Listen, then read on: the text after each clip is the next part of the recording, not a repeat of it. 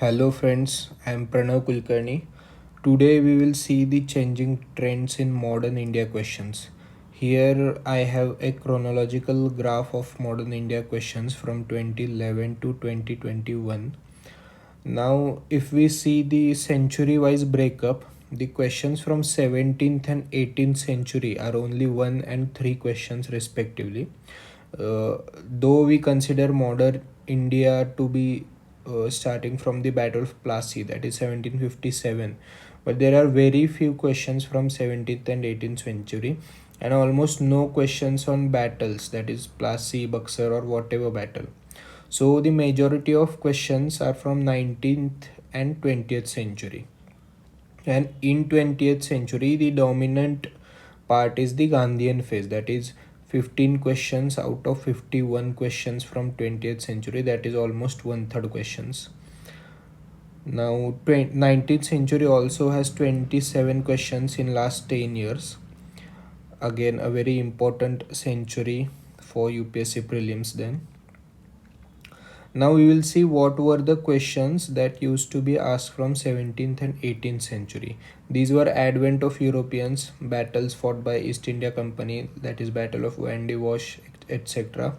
Administrative policy questions, trade and economy related questions like the Britishers brought which crops to India, and import and export, which goods were exported from India, questions like this.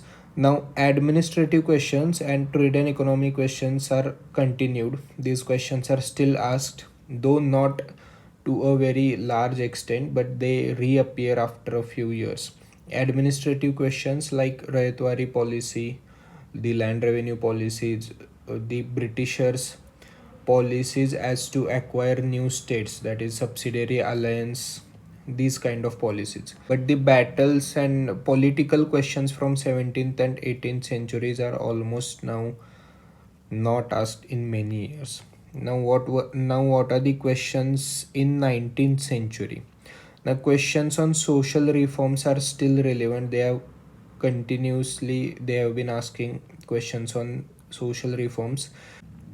Then the struggles of different classes of citizens, that is workers, peasants, tribals, various tribal movements in India, peasant movements, agricultural revolts, agricultural movements are the questions that are asked from 19th century. Now various rebellions are asked. The questions on revolt of 1857 from 19th century is reduced now. Now they ask rebellions that are more wider in nature in India, and the weaker sections that were participated, the subaltern trends of freedom struggle are now brought into mainstream discussion, like okay, by UPSC. For example, tribal revolts, Birsa Munda is the emerging hero. Tribals in India, throughout the India, are now identifying with Birsa Munda as their icon. Now peasant movements and worker movements. Now see, understand this change in UPSC questions. 1857 was considered to be the watershed movement, but 1857 the revolt was again fought for the medieval values, right? The Nawabs and kings that fought the 1857 revolt, they were fighting for their own cause. So the values that they stood for were still medieval values.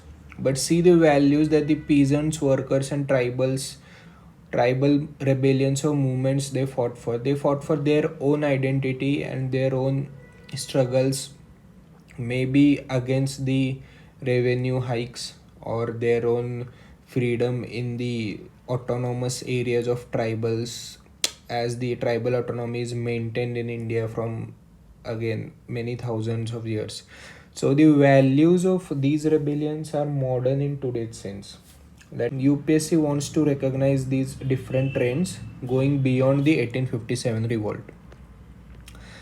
Now if you see the 75 years of independence, we recently celebrated 75 years of independence. Now every country has to showcase their story in a wider inclusive manner to the world. Okay, So UPSC, being a constitutional body, also wants to uh, bring to the surface the different trends in the Indian national conscience during the 19th and 20th century. Okay, so these sections, that is tribal, weaker sections, peasant, represent these trends in India.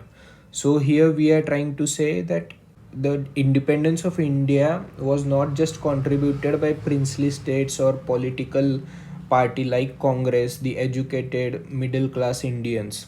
The so called vulnerable and weaker sections also fought for India's independence so that they can relate with the republic now after 75 years. We want to make our story more inclusive, more wider, so that every section can identify with the story of freedom struggle. That is why these questions find more space now in UPSC questions, and not only the traditional mainstream freedom struggle questions.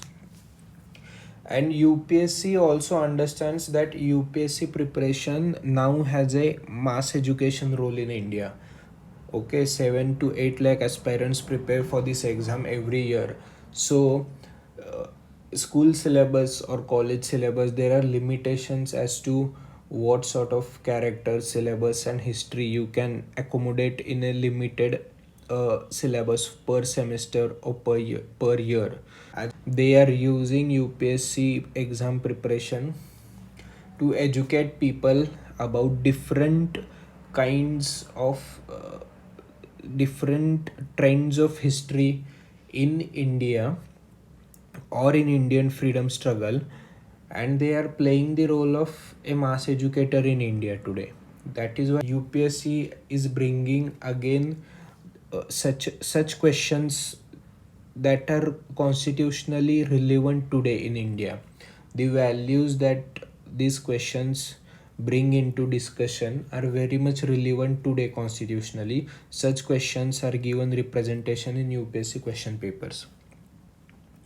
Now, as we saw, the questions on 1857 revolt are sharply reduced, that too from 2010-11, and now they are not interested in questions like who fought where. Like 1857 questions used to be like this, like who defended or which British officer fought at Lucknow or Jhansi or whatever.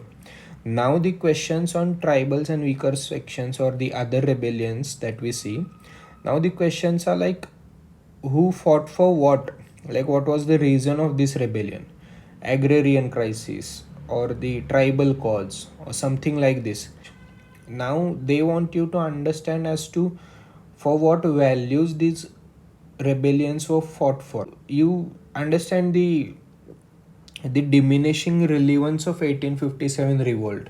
If you want to bring constitutional values into discussion by a question or a question paper, now if I would ask where did Begum Hazrat Mazal fought the 1857 revolt, and now I am asking what was the cause of Birsa Munda's revolt, now you see the difference. The understanding of the question and the issue and the history changes. UPSC wants to use this to, you know, to make the future administrators better aware of the Indian freedom struggle in terms of the values. We'll see the 20th century questions. Now, questions on freedom struggle continue, that is, various movements, revolutionaries, and women. Women questions are increasing, revolutionaries questions are increasing, and various movements like Gandhian movements, especially, are still a very dominant part of UPSC questions. Then I feel there is more scope to questions on women.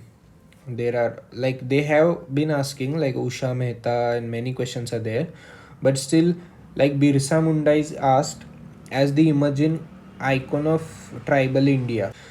Again, such leaders from women category needs to be there in question paper. So Rani Gaidinliu, I feel that a question is due on Rani Gaidinliu and some other characters which would represent the women cause of India, the 20th century India. Now these acts are again traditional questions. 1813 to 1935 acts are important. There is a recent discussion in UPSC circles that now there is no valid source for modern India questions. A source as good as Spectrum is not very relevant today. But if you again see these sort of trends, that what UPSC is trying to convey to you by various questions, you will understand the weaker sections, tribals, workers, peasants, women. Now these aspects are becoming important. So even if you prepare from any source, keep these things in mind, that the UPSC is going beyond the mainstream traditional questions, and they are trying to bring different sort of sections, so that the every section of Indian society finds relevance in UPSC question papers also. You have to understand the messaging from UPSC question papers. Okay, syllabus is very wider and larger, but the question papers, the previous years, give us the direction. So now here I have few general observations. I have discussed this above also, but let us see this to have a comprehensive picture.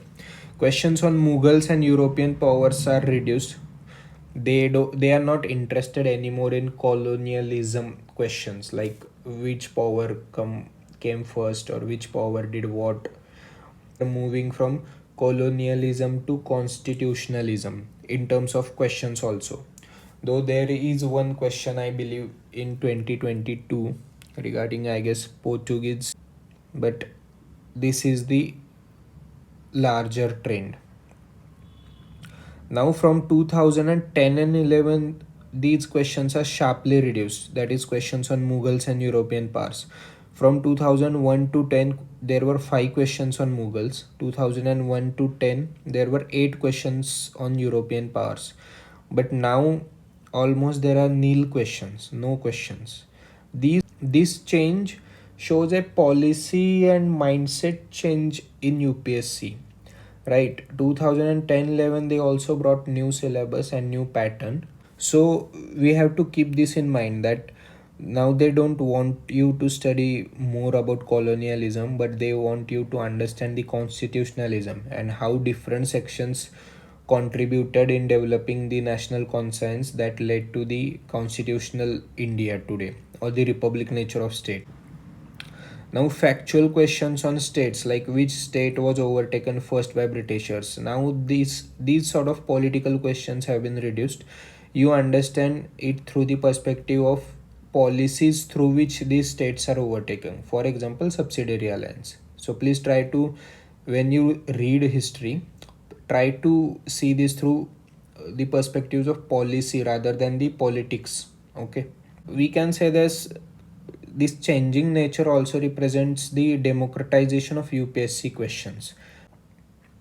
So, in my opinion, UPSC is trying to accommodate a story and history of every section of Indian society through their question papers. So, this is all from my side today. Thank you very much. I will attach this PDF in the description. You can download this if you find this relevant. Thank you so much.